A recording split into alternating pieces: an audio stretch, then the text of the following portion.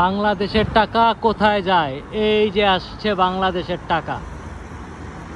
এসালম group Bangladesh থেকে চুরি কইরা শালারা, এই দেখেন, এটা হলো দুবাইয়ের আজমান সিটিতে কত বড় বিল্ডিং করছে, একেবারে দুবাইয়ের আজমান শহরের মেন কলিজা। এই যে বাম পাশে লুলু, বড় বড় বিল্ডিং, আর এই পাশে আমগো এসালম গ্রুপের টাকা। কত বড় বিল্ডিং দেখছেন, কি সুন্দর একটা বিল্ডিং। এই টাকাটা যদি চোর তুই বাংলাদেশেও লাগাইতি, আমাদের দেশের কোনো উন্নত হইতো। কত সুন্দর একটা বিল্ডিং বানাইছে। চুরির টাকা চুরি করতে করতে জীবনটা শেষ করে দিছে। কতগুলি টাকা এখানে এসালম। এখানকার আরবিরাও বলে আরে মিন হাদা আলম কাতির ফুলুস ও আল্লাহ, মানে আলম কে এটা, অনেক টাকা ওর কাছে।